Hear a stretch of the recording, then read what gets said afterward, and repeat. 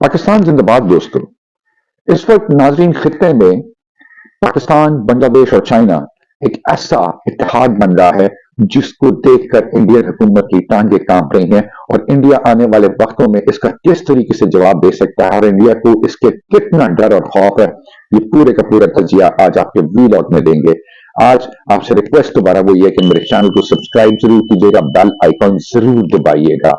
Video अच्छी लगे तो लाइक और शेयर भी जरूर कीजिएगा ताकि ये पैगाम दुनिया तक पहुंच जाए और कमेंट करना मत भूलिएगा क्योंकि आपके कमेंट ही हमारा हौसला बढ़ाते हैं।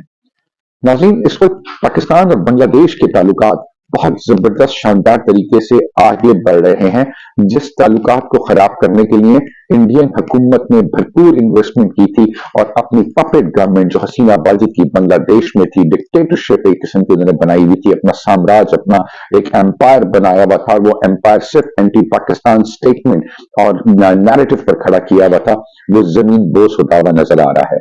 इतनी जल्दी किसी ने एक्सपेक्ट नहीं किया था कि पाकिस्तान और बांग्लादेश के सिविल मिलिट्री रिलेशनशिप इतनी जल्दी ग्रो करेंगे।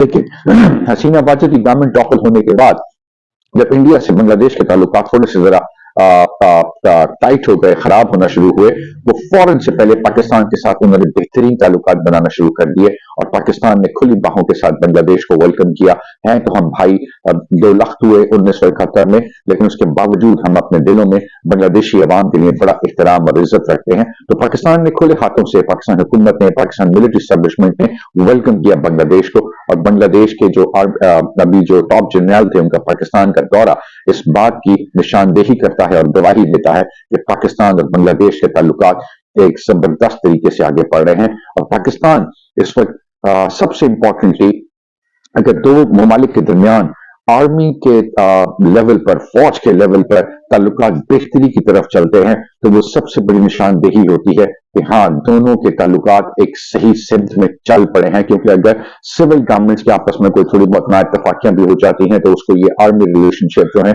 उसको बेहतरी की तरफ वापस ले आते हैं। तो ये बुनियाद एक्चुअली है जो पाकिस्तान और बांग्लादेश के दरमियान ढल चुकी है। अब पाकिस्तान बांग्लादेश को दिफाई ताउन के लिए भरपूर सपोर्ट करने के लिए तैयार है। मकसद बिल्कुल ये नहीं है कि किसी दूसरे मुल्क के खिलाफ जारहाना पॉलिसी पाकिस्तान रखता है और किसी दूसरे मुल्क को एज एन प्रॉक्सी इस्तेमाल करेगा, नहीं। लेकिन इंडिया इस वक्त तीनों तरफ से घिरा हुआ है। एक तरफ से पाकिस्तान ने उसको टफ टाइम दिया हुआ है। पाकिस्तान की स्टेल्थ टेक्नोलॉजी जो भले एयरफोर्स के लिए हो, भले वो नेवी के लिए हो, भले वो आर्मी के लिए हो, वो इंडिया उससे बहुत ज्यादा घबरा चुका है और इंडिया को पाकिस्तान ने इस टेक्नोलॉजी की बेस पर दिफाई तौर पर चारों खाने चित किया हुआ है, चारों शाने चित है इंडिया। और इंडिया इस घबराहट में कोई भी एक ऐसा एडवेंचर करने की सोचता है पाकिस्तान के खिलाफ, लेकिन फिर उसकी हिम्मत नहीं पड़ती क्योंकि पाकिस्तान की टेक्नोलॉजी इंडिया की टेक्नोलॉजी पर बहुत ज्यादा हावी हो चुकी है।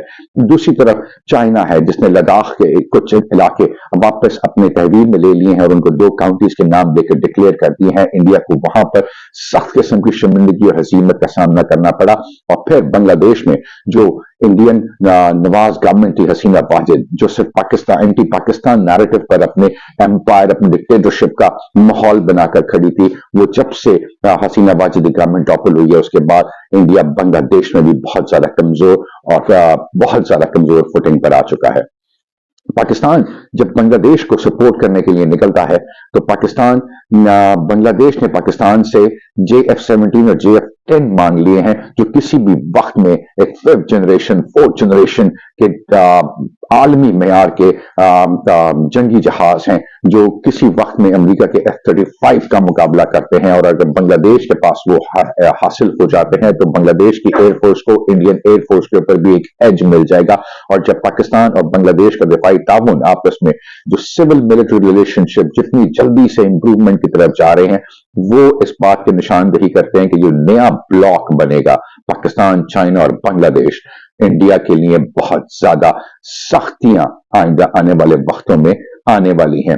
अब इंडिया पाकिस्तान के ऊपर रिटेलिएट किस तरह कर सकता है, उसके पास सिर्फ एक ही रास्ता है। वो रास्ता उनके पास अफगानिस्तान का है, अफगान तालिबान का है, तहरीक तालिबान पाकिस्तान का है, जिनके जरिए वो पाकिस्तान में तहरीक खैबर पख्तूनख्वा के इलाकों में और बलूचिस्तान के इलाकों में जो अमन व अमान खराब करने और दहशत गर्दाना कार्रवाइयां करवाने में मुलव्वस रहता है।